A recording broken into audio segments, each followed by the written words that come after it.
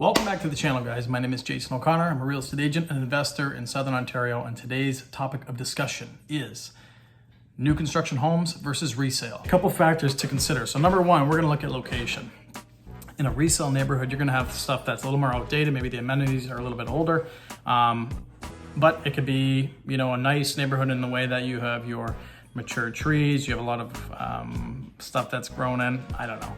New construction, on the other hand, is nothing. It's bare. It's taking a lot that's completely empty, developing it, putting buildings on it, and that's it. A lot of the amenities in the area may not even be there, which could be a bonus. Number two is price. Now, generally new construction, my dog keeps crying, but generally new construction is more money.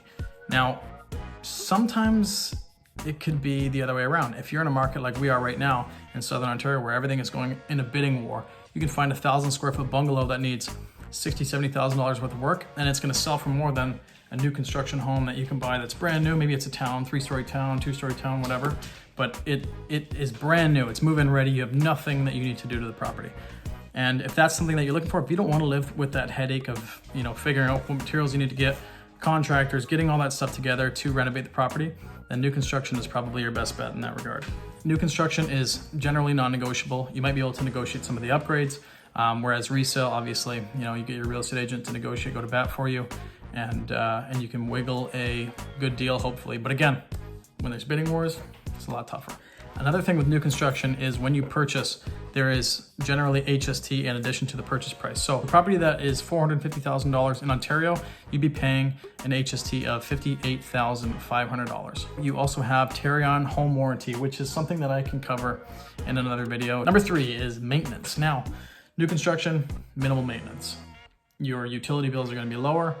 Well-insulated homes, everything's up to code. Resale, maybe not so much. And I've lived through this personally, so I can attest to it. If you're buying resale for an investment, you're going to have to maybe take that 1950s home and bring it up to code.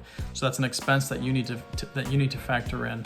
Number four is a big one for, I'm sure people will know this because it does take a while to build, but move-in date. Generally, a new build home is going to take maybe 7 months to a few years. Now, if you need to move into a house quickly, don't count on that early tentative closing date.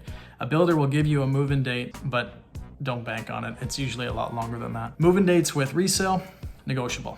So new builds with a long closing could be good if you need more time to save money, or if you need more time to get your finances in order, anything like that. In most situations, I would say you see a large increase in equity from the time that you buy pre-construction to when the property's built and the area around it has also been developed.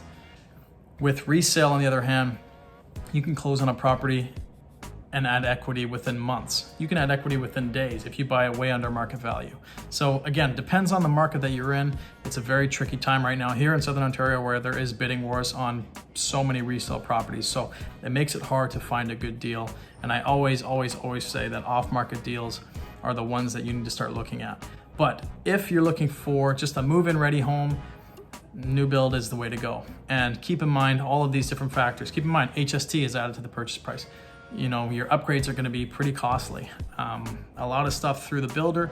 If you don't want carpet and you want hardwood, that's going to be a huge expense. If you want to put quartz countertops in, that's generally an upgrade. Cupboards to the ceiling, that's an upgrade. Different light fixtures, like all these things have to be considered.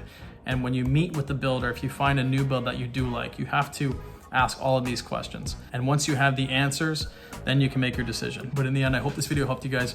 And please like this video, subscribe to the channel. And thanks for watching. Take care.